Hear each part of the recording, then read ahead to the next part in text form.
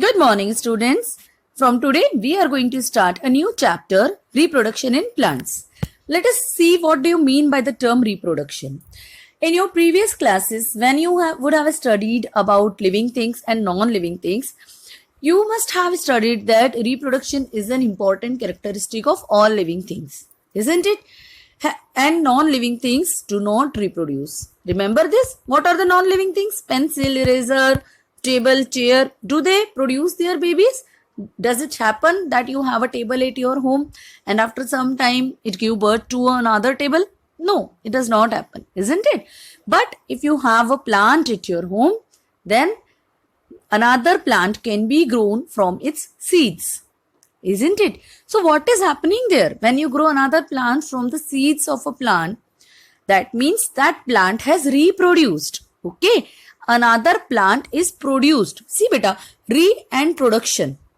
When you split this term, re means again, means you have again produced the plant, the same variety of plant. Okay, so what is reproduction? The process by which all living beings produce young ones of their own kinds. Okay, it occurs in all living beings, in plants, animals, humans, microorganisms, everywhere. Okay, in all the living organisms, they all produce young ones of their own kind. And why reproduction occur? It occur to maintain and continue their race, okay, their species. And this process by which it occurs, it is called reproduction. Now, there are basically two modes of reproduction in the living world: asexual reproduction and sexual reproduction. Let us first see what is asexual reproduction. In this, there is no involvement of two parents. Two parents means male and female, mother and father. Okay, mother and father are not there. Only one parent is involved in asexual reproduction. As only one parent is involved, that means there is no need of fusion of gametes. Okay, fusion of gametes is also not there. Now, what do you mean by the term gametes?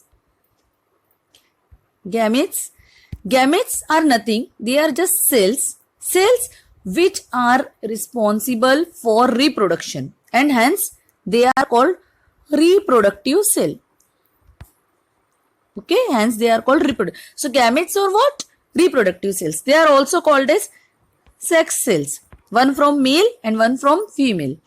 Okay, so this is asexual reproduction, and next is sexual reproduction, which is just opposite of it. Okay, now try to remember what you studied in asexual. You can easily tell sexual reproduction. Two parents are involved. Okay, and next is what? Fusion of gametes occur.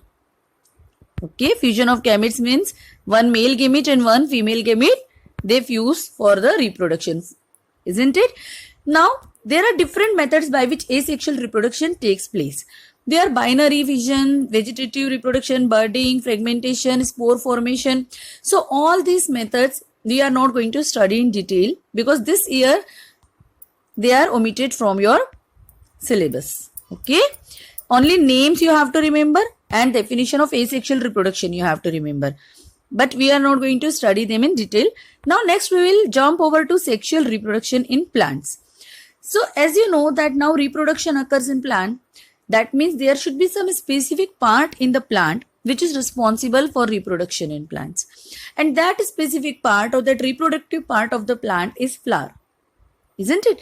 As we have studied that different parts have different functions, isn't it? Like leaves, what they do? They prepare the food. Roots, they absorb water, hold the plant firmly in the soil.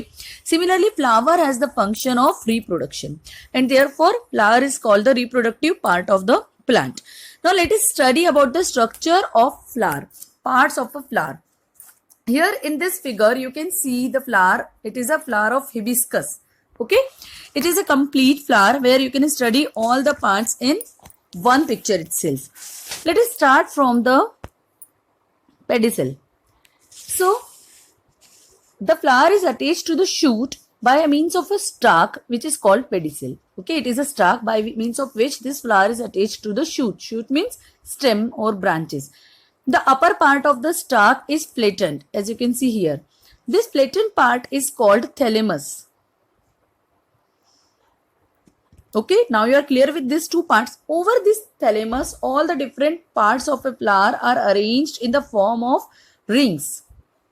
Okay, and a flower has 4 major parts arranged in rings. Okay, 4 whorls are there. So we'll start with the first whorl, which is the outermost whorl, and it is called calyx. So calyx is the first or the outermost whorl, and it consists of sepals, this green colored leafy structure inside which the flower is there when it is in the bud stage. Okay, have you seen the bud of flower? It looks like this, and you can see it is green in color. So these are the sepals actually which protect the flower when it is in the bud stage. So the first and outermost whorl is made by calyx, and it is made by sepals, and it is called calyx. Okay, second whorl is corolla. It is formed by the petals. These are the petals. These are the petals here. Okay, so the second whorl is called the corolla, and it consists of thin, soft and mostly brightly colored petals. Then the third whorl is the male part of the flower. Here it is the third whorl. This is called stamen. Stamen is the third whorl, which is the male part of the flower, and these consist of number of thread-like structures called filaments. This is filament here, and this is the filament. So this bears anther over it. This yellow colored knob-like structure, it is called anther. Each anther has pollen sac. What is there in the anther? Pollen sac.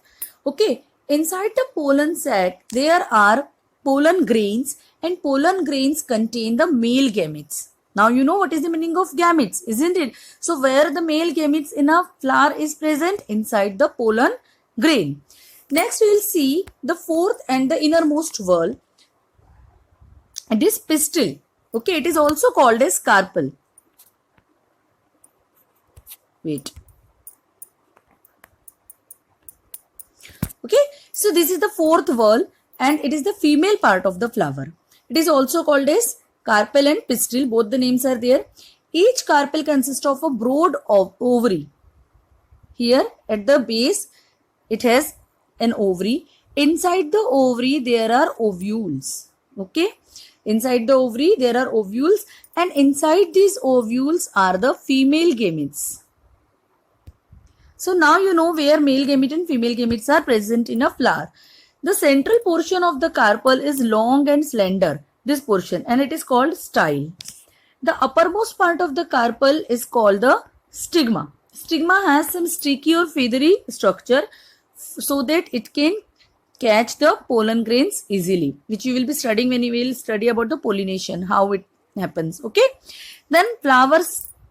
Now let us see this structure of stamen and carpel separately. As I told you, filament is there, then anther. This is the structure of anther also here. Pollen sac are there, this you can see, and inside these are pollen grains. Similarly, this is the structure of carpel.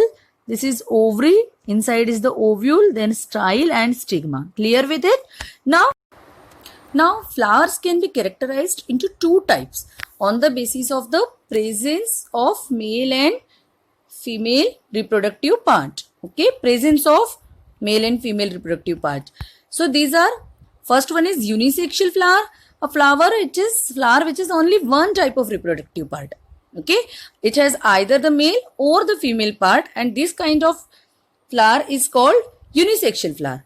And the another is bisexual flower, in which both the parts are present. Both the parts means male part, which is the male part, stamen, and female part is carpel. So both stamen and carpel are present in one same flower.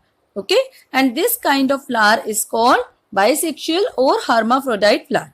So this is all about the structure and type of flower, structure and types of flower.